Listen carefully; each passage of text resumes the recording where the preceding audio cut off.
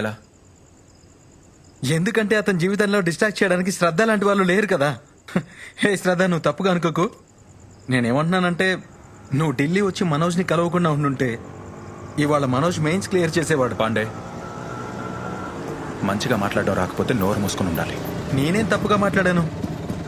మనోజ్ మంచి కోరే కదా చెప్పాను. ఏదైనా అయి చూపించు, లేదంటే తను వదిలి వెళ్ళిపోతుంది. నన్ను వదిలి వెళ్ళిపోయింది కదా ఆ తాన్య, పోయింది.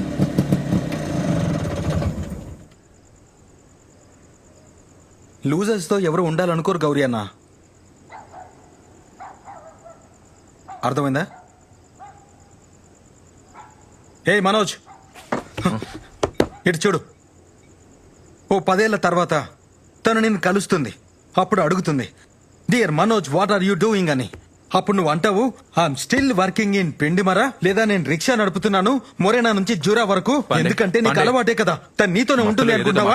ఇది కరెక్ట్ కాదు. నేను కరెక్ట్ గానే ఉన్నాను, వీణ్ణే దారిలోకి తేవాలని చూస్తున్నాను. చూడు, ఈ అమ్మాయిలందరూ కూడా ఒకలాగే ఉంటారు.